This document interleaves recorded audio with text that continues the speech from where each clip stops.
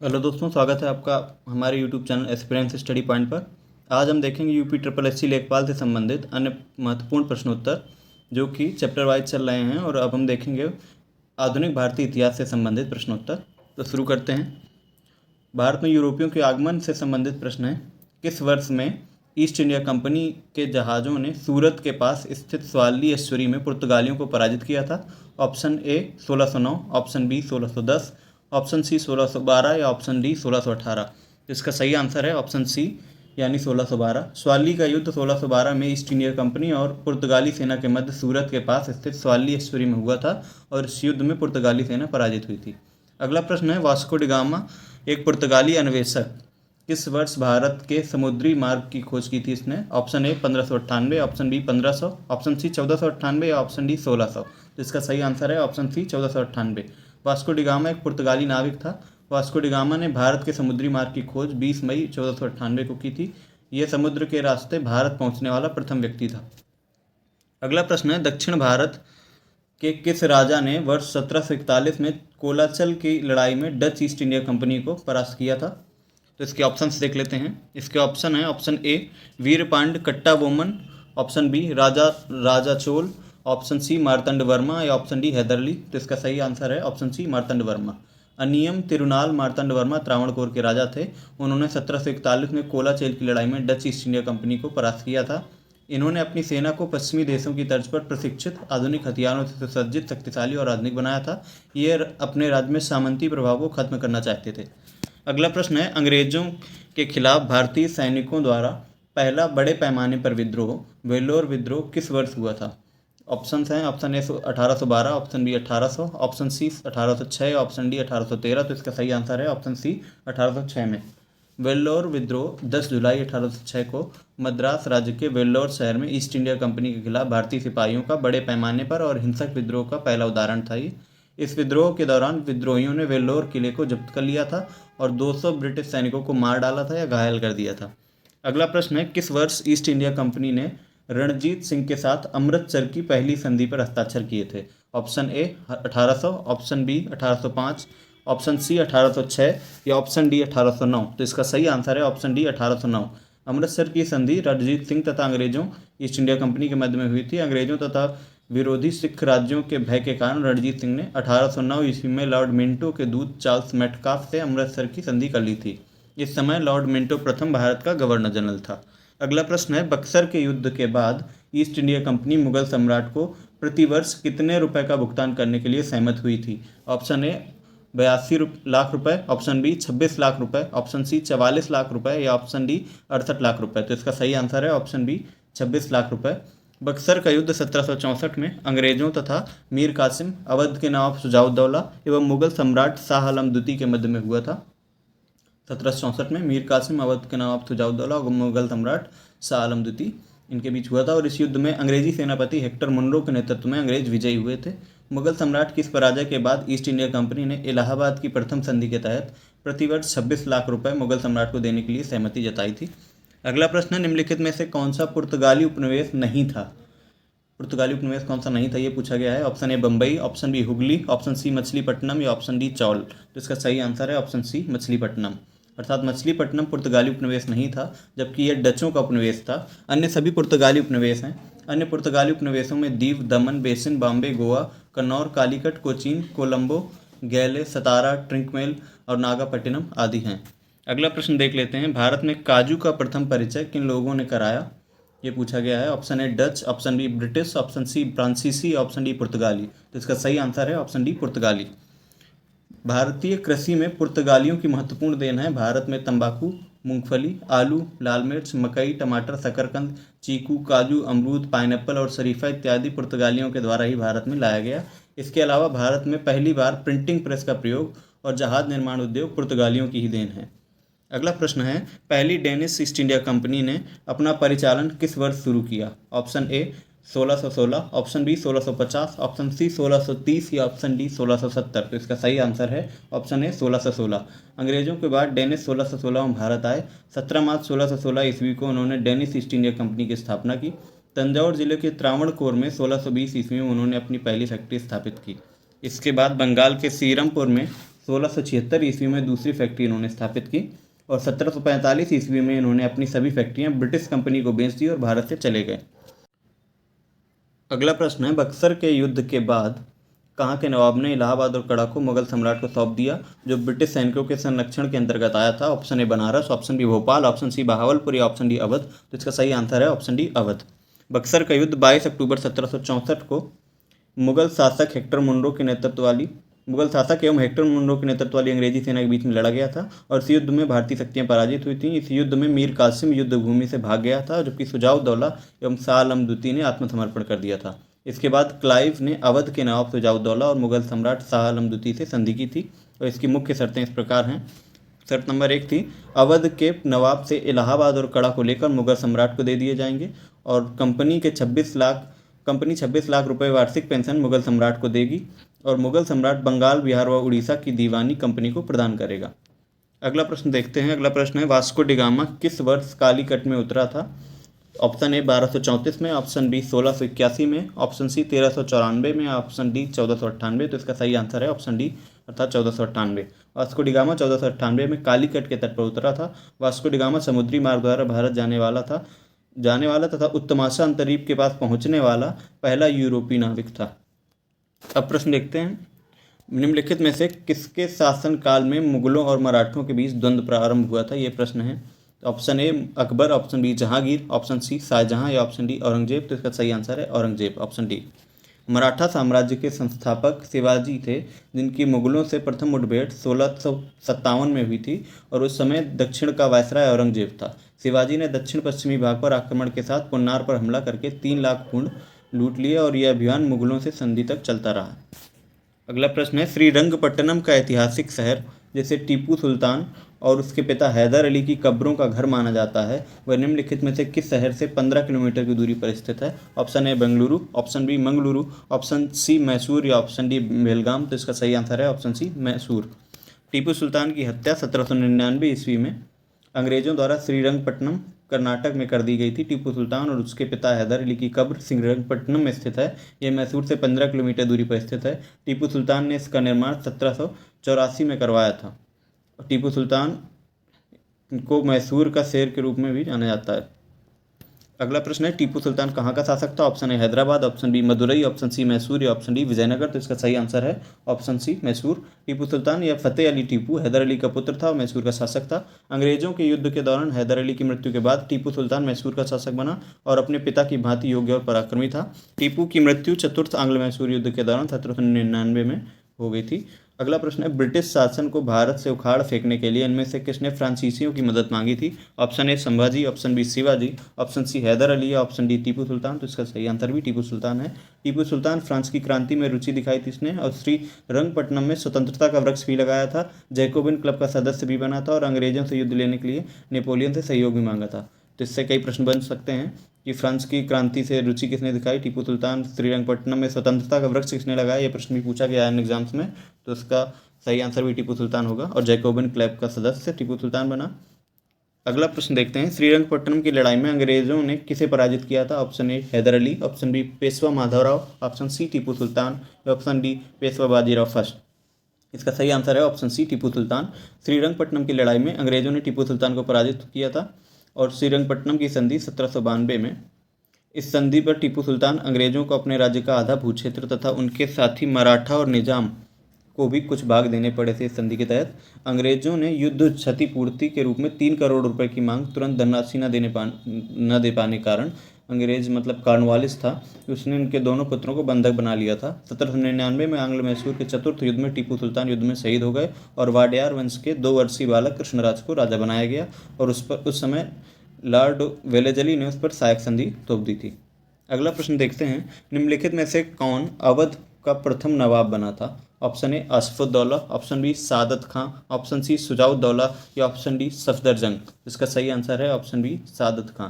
अवध के प्रथम नवाब सादत अली खान 1680 से लेकर 1739, अंतिम नवाब वाजिद अली शाह 1822 से लेकर 1887 तक रहे थे। इनमें से किस लड़ाई में अंग्रेजों ने बंगाल के नवाब और सिराजुद्दौला को हराया था? ऑप्शन ए 1757 की प्लासी की लड़ाई, ऑप्शन बी 1760 की वांडीवास की लड़ाई, ऑप्शन सी 1761 में पानीपत की तीसरी लड़ाई, या ऑप्शन डी 1764 में बक्सर की लड़ाई। इसका सही आंसर है ऑप्शन ए 1757 की प्लासी की लड़ाई। अर्थात प्लासी की लड़ाई में 23 जून 1757 को अंग्रेजों के सेनापति रॉबर्ट क्लाइव एवं बंगाल के नवाब सिराजुद्दौला के मध्य में ये लड़ाई हुई, और इसमें नवाब सिराजुद्दौला अपने सेनापति मीर जाफ़र की धोखाधड़ी के कारण अंग्रेज़ों से पराजित हुआ, और अंग्रेज़ों ने मीर जाफ़र को बाद में अंग्रेज़ों ने 1760 में हटाकर उसके दामाद मीर कासिम को बंगाल का नवाब बनाया था। अर्थात इस युद्ध के बाद मीर जाफ़र को उन्होंने बनाया बंगाल का नवाब, और कुछ समय बाद 1760 में फिर मीर कासिम को बंगाल का नवाब बना दिया था। प्लासी का युद्ध कब लड़ा गया? ऑप्शन ए 1748, ऑप्शन बी 1757, या ऑप्शन सी 1764, या ऑप्शन डी 1782। तो इसका सही आंसर है ऑप्शन बी 1757। प्लासी की लड़ाई अंग्रेजों और किसके बीच में हुई थी, ये पूछा गया है। तो option A Sirajuddaula, option B Habibullah Khan, option C Usman Ali Khan, या ऑप्शन डी मीर मोहम्मद यूसुफ खान। इसका सही आंसर है सिराजुद्दौला, ऑप्शन ए। आगे प्रश्न देखते हैं। निम्नलिखित में से ब्रिटिश सरकार ने भारत में सरकार की संरचना में कुछ सुधारों की घोषणा की जिन्हें मार्ले मिंटो सुधार के नाम से जाना जाता है। तो अर्थात ये पूछा गया मार्ले मिंटो सुधार कब किए गए ये सुधार। तो इसके लिए ऑप्शन है 1903, 1909, 1912 या 1939। तो इसका सही आंसर है ऑप्शन बी 1909 के अधिनियम को ही मार्ले मिंटो सुधार के नाम से जाना जाता है। और 1909 के भारत शासन अधिनियम को भारत सचिव और वायसराय के नाम पर मार्ले मिंटो सुधार भी कहा जाता है। इस एक्ट के तहत केंद्रीय व प्रांतीय विधानमंडलों के आकार एवं शक्ति में वृद्धि की गई, मुस्लिमों में पृथक निर्वाचन और मताधिकार की व्यवस्था की गई। ये मोस्ट इंपॉर्टेंट पॉइंट है। ये पूछा जाता है कि मुस्लिमों के लिए पृथक निर्वाचन की बात किस अधिनियम के तहत की गई? तो 1909 के मार्ले मिंटो सुधार के तहत। और इसके परिणाम स्वरूप हिंदू मुस्लिम एकता में दरार पड़ गई, जो कालांतर में भारत के विभाजन का आधार भी बनी। आगे प्रश्न देखते हैं। ईस्ट इंडिया कंपनी ने किस वर्ष में कलकत्ता में सर्वोच्च न्यायालय की स्थापना की थी? ऑप्शन ए 1757, ऑप्शन बी 1765, या ऑप्शन सी 1773, या ऑप्शन डी 1792। तो इसका सही आंसर है ऑप्शन सी 1773। 1773 के रेगुलेटिंग एक्ट में इंग्लैंड के सम्राट को कलकत्ता में सर्वोच्च न्यायालय स्थापित करने का अधिकार प्राप्त हुआ था, और जॉर्ज सेकंड ने 26 जुलाई 1774 को कलकत्ता में सुप्रीम कोर्ट की स्थापना की थी। यहाँ एक मुख्य और 3 अन्य न्यायाधीशों की नियुक्ति की जाती थी, और अंग्रेजी कानून के अनुसार प्रजा के मुकदमे का निर्णय करते थे। और इसके कार्य क्षेत्र में बंगाल, बिहार और उड़ीसा ये तीनों क्षेत्र आते थे। और सर एलिजा एम्पे यहाँ के पहले मुख्य न्यायाधीश बनते हैं। और ये प्रश्न बहुत बार पूछा गया है कि जो कलकत्ता में सर्वोच्च न्यायालय बना था उसके प्रथम मुख्य न्यायाधीश कौन बने थे? Sir Elijah Impey. अगला प्रश्न है, भारत में पहली रेलगाड़ी किस वर्ष में और किन 2 स्थानों के बीच चलाई गई? ऑप्शन ए 1936 में बम्बई से ठाणे के मध्य, ऑप्शन बी 1853 में बम्बई से सूरत के मध्य, ऑप्शन सी 1853 में बम्बई से ठाणे के मध्य, या ऑप्शन डी 1851 में बम्बई से घाटकोपर के मध्य। तो इसका सही आंसर है बम्बई से ठाणे, लेकिन ये 1853 में, ऑप्शन सी सही है, बम्बई से ठाणे के मध्य चलाई गई थी 1853 में। भारत में पहली रेलगाड़ी लॉर्ड डलहौजी के गवर्नर काल में 16 अप्रैल 1853 से मुंबई से ठाणे के मध्य 34 किलोमीटर छोटे रेल मार्ग पर चलाई गई थी। और इससे रिलेटेड पॉइंट देख लेते हैं। तो पहला विद्युतीकरण रेल मार्ग मुंबई से कुर्ला के मध्य बनाया गया।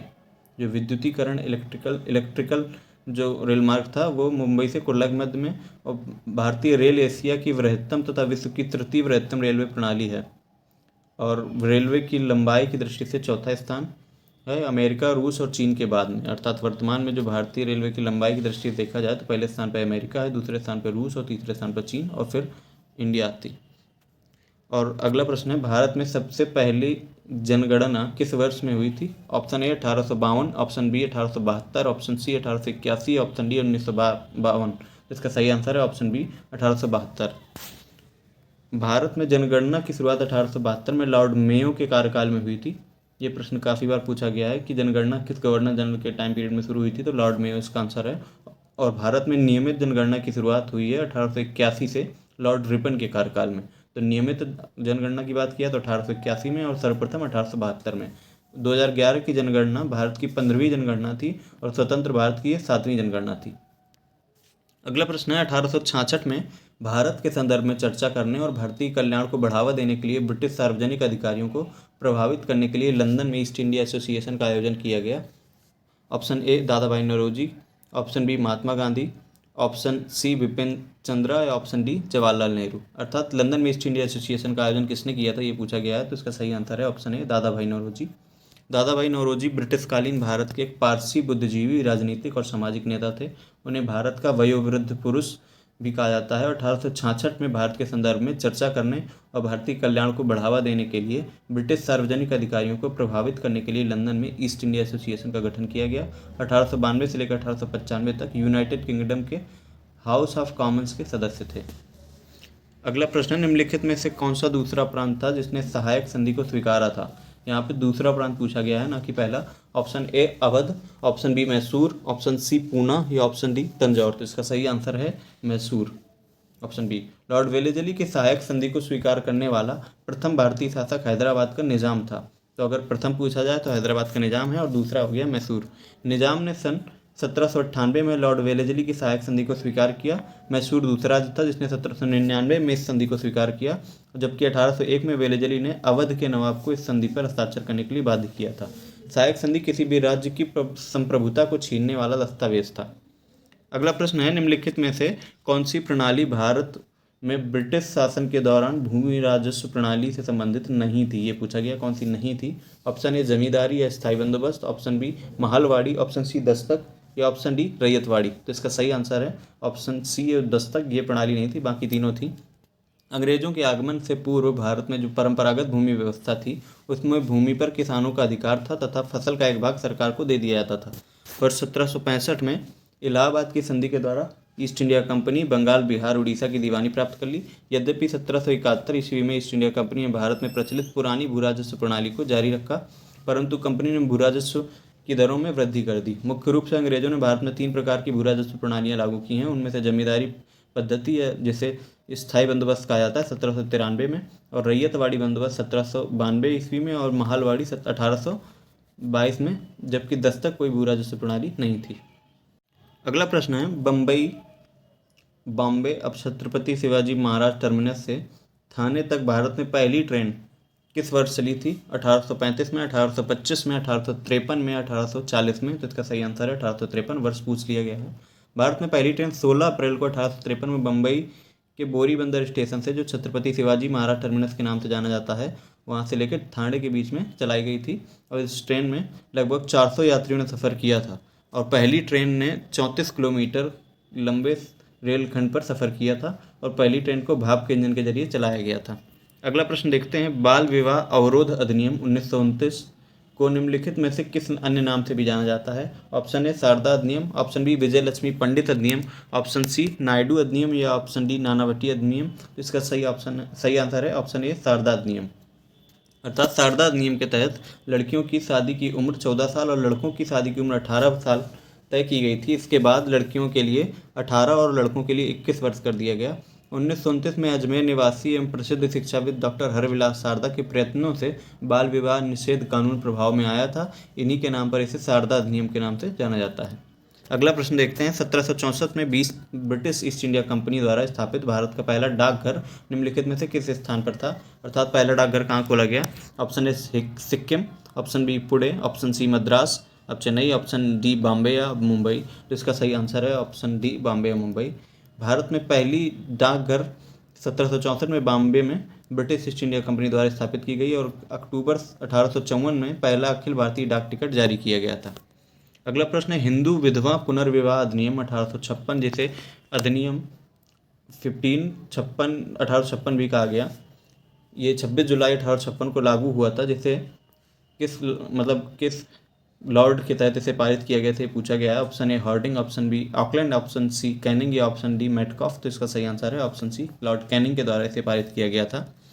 तो हिंदू विधवा पुनर्विवाह अधिनियम 26 जुलाई 1856 को लागू हुआ, जिसे अधिनियम 15 या 1856 भी कहा गया। यह अधिनियम लॉर्ड कैनिंग द्वारा पारित किया गया और लॉर्ड कैनिंग भारत के कंपनी द्वारा नियुक्त अंतिम गवर्नर जनरल और भारत का प्रथम वायसराय था। इसके समय ही राज्य विलय नीति को समाप्त कर दिया गया था। अगला प्रश्न देखते हैं, और ये जो विधवा पुनर्विवाह अधिनियम है ये ईश्वरचंद्र विद्यासागर के प्रयासों से पारित किया गया था। अगला प्रश्न है, 1891 में BM मालाबारी के प्रयासों को तब फल मिला जब सहमति की उम्र अधिनियम को पारित किया गया, जिसके अनुसार कितने वर्ष से कम की बालिका को विवाह पर प्रतिबंध था। अर्थात 1891 में जो BM मालाबारी के प्रयासों से ये अधिनियम पारित हुआ, उसमें कितनी एज लिमिट थी? बालिका के लिए, तो ऑप्शन ए 14 वर्ष, ऑप्शन बी 12 वर्ष, ऑप्शन सी 18 वर्ष या ऑप्शन डी 16 वर्ष। तो इसका सही आंसर है ऑप्शन बी अर्थात 12 वर्ष। तो सन 1891 में लॉर्ड लैंसडाउन के शासनकाल में पारित एज ऑफ कंसेंट एक्ट अधिनियम के तहत बालिकाओं के लिए विवाह की न्यूनतम आयु 12 वर्ष निर्धारित कर दी गई।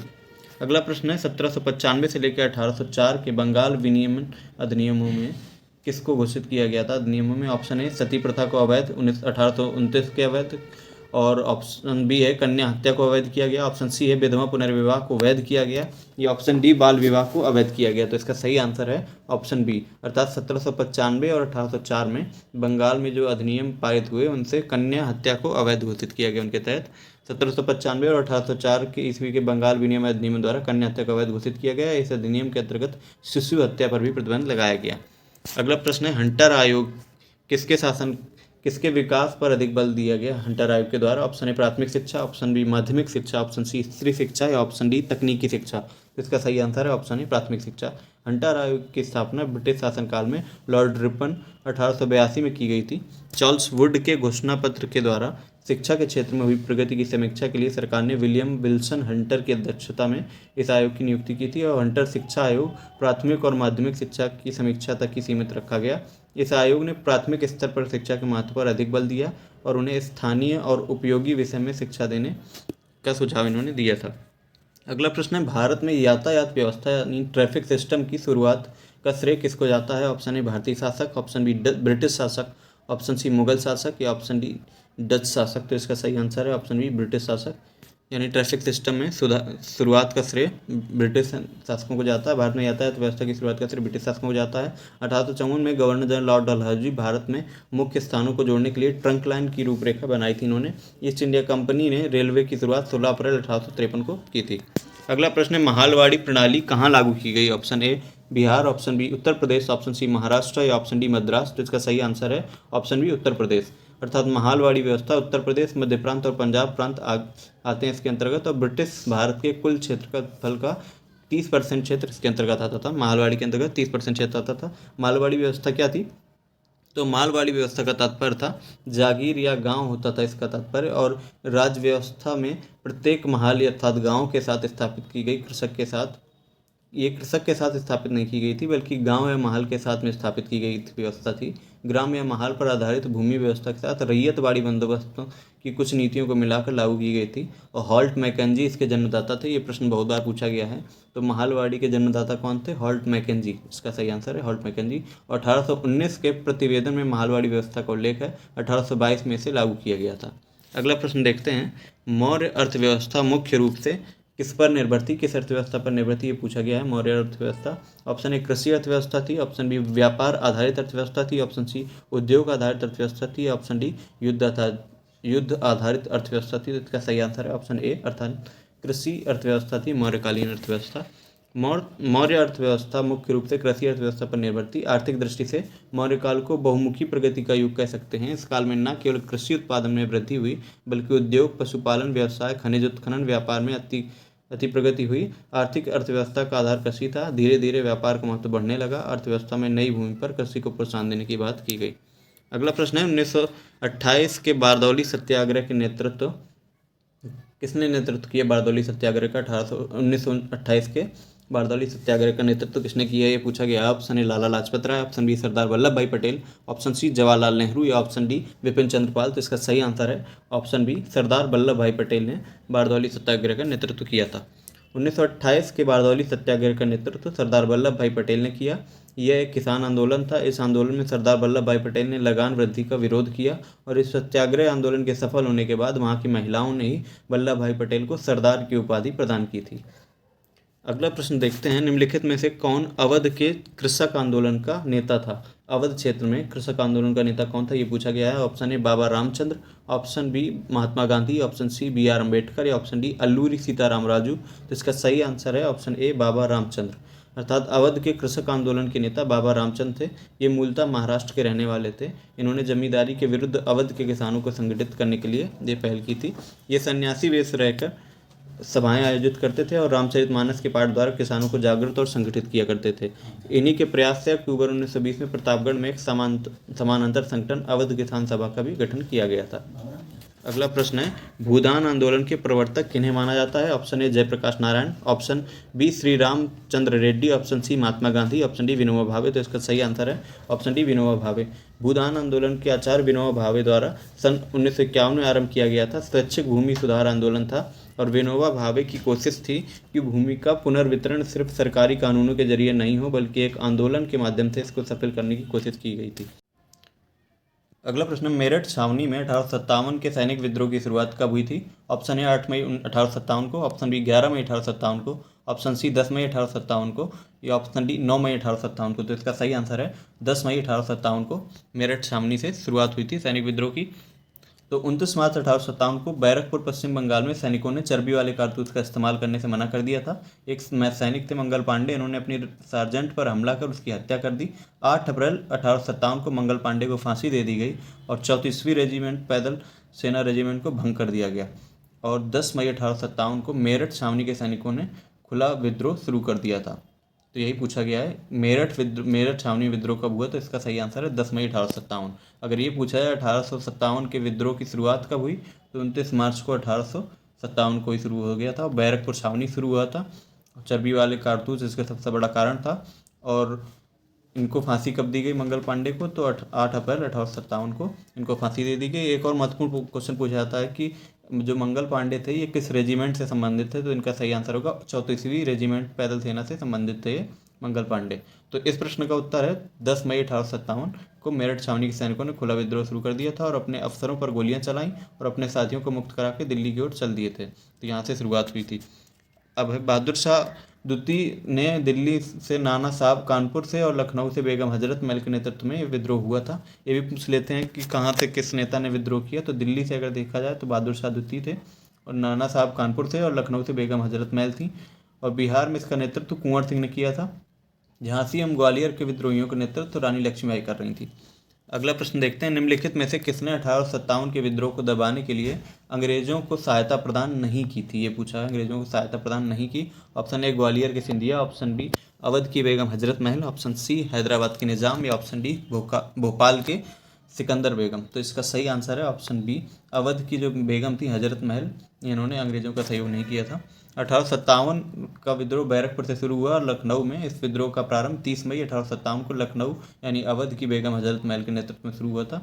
और ग्वालियर के सिंधिया, इंदौर के होलकर, हैदराबाद के निज़ाम, जोधपुर के राजा, भोपाल के नवाब, पटियाला के नवाब और कश्मीर के महाराजा ने 1857 के विद्रोह को कुचलने के लिए अंग्रेजों की सहायता की थी। अगला प्रश्न है, 1857 के प्रथम स्वतंत्रता विद्रोह में भाग लेने वाली प्रसिद्ध महिला स्वतंत्रता सेनानी कौन थी? 1857 में प्रथम स्वतंत्रता विद्रोह में भाग लेने वाली। तो option A Kasturba Gandhi, option B Bhikaji Cama, option C Sarojini Naidu या ऑप्शन डी बेगम हजरत महल। तो इसका सही आंसर है ऑप्शन डी बेगम हजरत महल। ये पहली महिला स्वतंत्रता सेनानी थी। बेगम हजरत महल 1857 में प्रथम स्वतंत्रता विद्रोह में लखनऊ से भाग लिया था। इन्हें मैं कफरी भी कहा जाता है। ये वाजिद अली शाह की द्वितीय पत्नी थी। अगला प्रश्न है, 1857 के सिपाही विद्रोह में सिपाहियों को किस कंपनी द्वारा बनाए गए कारतूसों पर आपत्ति थी? ऑप्शन है Atkins, option B Enfield, option C Remington या ऑप्शन डी विंचेस्टर। तो इसका सही आंसर है option B Royal Enfield rifle थी, उससे इनको आपत्ति थी। 1857 में अंग्रेजों ने पुरानी बंदूक ब्राउन बेस के स्थान पर नई एनफील्ड राइफल का प्रयोग करने का निर्णय लिया। उसके लिए जो कारतूस बनाए गए उन्हें राइफल में भरने से पहले मुंह से खोलना पड़ता था और इन कारतूसों में गाय और सुअर की चर्बी का प्रयोग किया गया था। यह चर्बी वाला कारतूस ही 1857 की क्रांति का प्रमुख कारण बना था। अगला प्रश्न है, निम्न में से किन्होंने 1857 के सिपाही विद्रोह को विद्रोह नहीं कहा है? ये प्रश्न है। ऑप्शन है John Lawrence, option B Karl Marx, option C RC Majumdar या ऑप्शन डी सैयद अहमद खान। तो इसका सही आंसर है ऑप्शन बी कार्ल मार्क्स ने इसको सिपाही विद्रोह नहीं कहा है। इसको सिपाही विद्रोह को विद्रोह नहीं कहा। 1857 को जो सिपाही विद्रोह था इसको विद्रोह नहीं माना। 1857 के सिपाही विद्रोह को कार्ल मार्क्स, वी.डी. सावरकर जैसे विद्वानों ने प्रथम स्वतंत्रता संग्राम के रूप में वर्णित किया है, जबकि जॉन लॉरेंस, सीले, आरसी मजूमदार और सैयद अहमद खान जैसे विद्वानों ने इसे सिपाही विद्रोह ही माना है। अगला प्रश्न है, एक प्रश्न और पूछा जाता है कि 1857 के विद्रोह को प्रथम स्वतंत्रता संग्राम के रूप में किसने कहा है? तो इसमें मेन आंसर होता है वी.डी. सावरकर। ज़्यादा पूछा जाता है, ये बहुत बार पूछा गया है। अब देखते हैं अगला प्रश्न। अगला प्रश्न है, 1857 के विद्रोह के प्रसिद्ध नेताओं में एक तात्या टोपे या तातिया टोपे को अंग्रेजों ने 1859 में कहाँ पर फांसी दी थी? ये पूछा है, किस जगह पर फांसी दी गई? Option A Jhansi, option B Shivpuri, option C Kanpur या ऑप्शन डी सागर। तो इसका सही आंसर है ऑप्शन बी शिवपुरी। अर्थात तात्या टोपे को 1857 के विद्रोह के प्रसिद्ध नेता में से एक थे। इनको ब्रिटिश सरकार ने शिवपुरी में 1859 में फांसी दे दी थी। अगला प्रश्न है, सिपाही विद्रोह किस वर्ष हुआ था? Option A 1920, option B 1857, option C 1935 या ऑप्शन डी 1842। तो इसका सही आंसर है ऑप्शन बी 1857 में सिपाही विद्रोह हुआ था। सिपाही विद्रोह के नाम से 1857 के विद्रोह को सिपाही विद्रोह के नाम से जाना जाता है। कैनिंग सरकार ने 1857 में सैनिकों के प्रयोग के लिए ब्राउन बेस के स्थान पर एनफील्ड राइफल का प्रयोग शुरू करवाया। इसमें कारतूस लगाने से पूर्व दांत से खींचना पड़ता था। चूंकि कारतूस में गाय और सुअर की चर्बी लगी हुई थी, इसलिए हिंदू और मुस्लिम सैनिक भड़क उठे और परिणामस्वरूप 1857 के सिपाही का विद्रोह हुआ। अगला प्रश्न है, भारत के governor general Lord William Bentinck ने सती प्रथा को समाप्त करने के लिए किस वर्ष कानून पारित किया था? लॉर्ड विलियम बेंटिक ने सती प्रथा को समाप्त करने के लिए किस वर्ष पारित किया है कानून? 1819 में, 1825 में, 1829 में या 1832 में? तो इसका सही आंसर है ऑप्शन सी 1829 में। भारत के पहले गवर्नर जनरल के रूप में लॉर्ड विलियम बेंटिक के कार्यकाल 1828 से लेकर 1835 तक रहा। इनके प्रयासों के 1829 में सती प्रथा को प्रतिबंधित कर दिया गया और इस अधिनियम को पारित कराने में राजा राम मोहन राय की महत्वपूर्ण भूमिका रही है। अगला प्रश्न देखते हैं, स्वामी दयानंद सरस्वती ने किस शहर में पहली बार 1875 में आर्य समाज की स्थापना की थी? Option A Bombay, option B Ahmedabad, option C Pune या ऑप्शन डी कलकत्ता। तो इसका सही आंसर है ऑप्शन ए बॉम्बे या मुंबई। आर्य समाज एक हिंदू सुधार आंदोलन था जिसकी स्थापना स्वामी दयानंद सरस्वती ने 1875 में बॉम्बे में की थी और स्वामी दयानंद सरस्वती द्वारा रचित सत्यार्थ प्रकाश नामक एक ग्रंथ आर्य समाज का मूल ग्रंथ है। अगला प्रश्न है, अलीगढ़ मुस्लिम विश्वविद्यालय की स्थापना किसने की थी? Option A Syed Ahmad Khan, option B Mohammad Ali Jauhar, option C Mohammad Iqbal या ऑप्शन डी सैयद अमीर अली। तो इसका सही आंसर है ऑप्शन ए सैयद अहमद खान। अलीगढ़ मुस्लिम विश्वविद्यालय की स्थापना सैयद अहमद खान ने 1875 में मोहम्मद एंग्लो ओरिएंटल कॉलेज के रूप में स्थापित किया था इसको, और मोहम्मद एंग्लो ओरिएंटल कॉलेज 1920 में अलीगढ़ मुस्लिम विश्वविद्यालय के रूप में बन गया। इसका नाम अलीगढ़ मुस्लिम विश्वविद्यालय कर दिया गया। 1828 में ब्रह्म समाज की स्थापना निम्नलिखित में से किसके द्वारा की गई? Option A Raja Ram Mohan Roy, option B Swami Dayanand Saraswati, option C Keshab Chandra Sen या ऑप्शन डी स्वामी विवेकानंद। इसका सही आंसर है ऑप्शन ए राजा राम मोहन राय। 1828 में ब्रह्म समाज की स्थापना राजा राम मोहन राय ने की थी और उन्होंने ब्रह्म समाज के अंतर्गत कई धार्मिक रूढ़ियों को बंद करा दिया, जैसे सती प्रथा। और स्वामी विवेकानंद ने रामकृष्ण मिशन की स्थापना की थी और स्वामी दयानंद सरस्वती ने आर्य समाज की स्थापना की थी। अगला प्रश्न है, ब्रह्म समाज की स्थापना किसने की? पुनः रिपीट क्वेश्चन है, तो राजा राम मोहन राय इसका सही आंसर है। अगला प्रश्न है, भारत में राजनीतिक सुधारों के लिए आंदोलन शुरू करने वाले भारतीय नेता कौन थे? राजनीतिक सुधारों के लिए आंदोलन किसने शुरू किया था, ये पूछा गया है। Option A Subramania Iyer, option B Raja Ram Mohan Roy, option C Ananda Charlu या ऑप्शन डी महात्मा गांधी। तो अब सबसे पहले राजा राम मोहन राय ने भारत में राजनीतिक सुधारों के लिए आंदोलन शुरू करने वाले ये पहले भारतीय नेता थे और ये मानवतावादी विश्व बंधुत्व में गहरी आस्था रखते थे और ये जीवन की स्वतंत्रता और संपत्ति ग्रहण करने के प्राकृतिक अधिकारों का भी समर्थन करते थे। अगला प्रश्न है, आर्य समाज की स्थापना किसने की? तो ये भी रिपीटेड क्वेश्चन है। स्वामी दयानंद सरस्वती ने ही आर्य समाज की स्थापना की थी 10 अप्रैल 1875 को गिरगांव बम्बई में। इसका उद्देश्य वैदिक धर्म को शुद्ध रूप से स्थापित करना, भारत को धार्मिक, सामाजिक और राजनीतिक रूप से एक सूत्र में बांधना और पाश्चात्य प्रभाव को समाप्त करना था। इन्होंने नारा दिया था, वेदों की ओर लौटो। और रामकृष्ण मिशन का मुख्यालय कहाँ स्थित है? Option A Mumbai, option B Chennai, option C Belur Math या ऑप्शन डी कुंभकोणम। तो इसका सही आंसर है ऑप्शन सी बेलूर मठ। रामकृष्ण मिशन की स्थापना 1 मई 1897 को हुई और इस मिशन की स्थापना स्वामी विवेकानंद ने की थी, जो रामकृष्ण परमहंस के शिष्य थे। और इस मठ की विश्व में कुल 205 शाखाएं। इसका मुख्यालय पश्चिम बंगाल के वेलूर मठ में स्थित है। यह संगठन वेदांत की हिंदू विचारधारा पर यकीन रखता है। अगला प्रश्न देखते हैं, 1829 में राजा राम मोहन राय ने एक नई धार्मिक संस्था की स्थापना की थी, तो इसका नाम क्या था ये पूछा गया है, जिसे बाद में ब्रह्म समाज के नाम से भी जाना गया। तो इसका पहले नाम क्या रखा था? तो ऑप्शन ए है आत्मीय सभा, ऑप्शन बी आर्य सभा, ऑप्शन सी सिद्धि सभा या ऑप्शन डी जागृति सभा। तो इसका क्वेश्चन डाउटफुल है। तो 1815 में राजा राम मोहन राय ने आत्मीय सभा नामक धार्मिक संस्था की स्थापना की थी। क्वेश्चन में 1829 लिखा था, इसलिए क्वेश्चन का आंसर नहीं दिया गया। अर्थात 1815 में आत्मीय सभा की स्थापना की थी राजा राम मोहन राय ने और 20 अगस्त 1828 को ब्रह्म सभा की स्थापना को आगे चल के ब्रह्म समाज के नाम से जाना गया। ये धार्मिक संस्था तर्कवाद और वेदों के दर्शन पर आधारित थी। अगला प्रश्न है, स्वामी विवेकानंद द्वारा 1897 में क्या किया गया? ऑप्शन ए शुद्धि आंदोलन शुरू किया गया, ऑप्शन बी तत्वबोधनी सभा की स्थापना की गई, ऑप्शन सी रामकृष्ण मिशन की स्थापना की गई, ऑप्शन डी सर्वोदय भूदान आंदोलन शुरू किया गया। तो इसका सही आंसर है ऑप्शन सी, अर्थात स्वामी विवेकानंद ने 1897 में रामकृष्ण मिशन की स्थापना की थी। स्वामी विवेकानंद ने 1897 में रामकृष्ण मिशन की स्थापना की। ये रामकृष्ण मिशन रामकृष्ण परमहंस के प्रमुख शिष्य थे और इन्होंने 1893 में शिकागो में आयोजित प्रथम विश्व धर्म सम्मेलन में भाग लिया था। अमेरिका जाने से पूर्व महाराजा खेतड़ी के सुझाव पर इन्होंने अपना नाम स्वामी विवेकानंद रखा था। ये क्वेश्चन पूछा जा सकता है कि स्वामी विवेकानंद ये नाम किसने सुझाव दिया, तो पूर्व महाराजा थे खेतड़ी के, इन्होंने सुझाव दिया था। और इनका भाषण सुनकर अमेरिकी अखबार न्यूयॉर्क हेराल्ड ने लिखा था, निश्चित रूप से विश्व धर्म सम्मेलन के सर्वप्रमुख व्यक्ति स्वामी विवेकानंद थे। अगला प्रश्न है, कहाँ पर विश्व धर्म संसद 1893 में स्वामी विवेकानंद ने हिंदू धर्म के बारे में विस्तार से बताया? तो ऑप्शन है न्यूयॉर्क, शिकागो, वाशिंगटन डीसी या लॉस एंजलिस। इसका सही आंसर शिकागो है। 1893 में शिकागो में सर्वधर्म सम्मेलन हुआ था और स्वामी विवेकानंद ने हिंदू धर्म के बारे में विस्तार से बताया था। 12 जनवरी 1863 को कोलकाता में जन्मे स्वामी विवेकानंद के बचपन का नाम नरेंद्र नाथ दत्त था। इनके बचपन का नाम पूछा सकता है। उनके जन्म दिवस 12 जनवरी को ही राष्ट्रीय युवा दिवस के रूप में मनाया जाता है।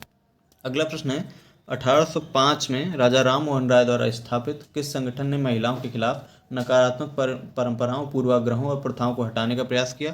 ऑप्शन है ब्रह्म समाज, option B Arya Samaj, option C free thinkers society, option D freemasons. तो इसका सही आंसर डाउटफुल है।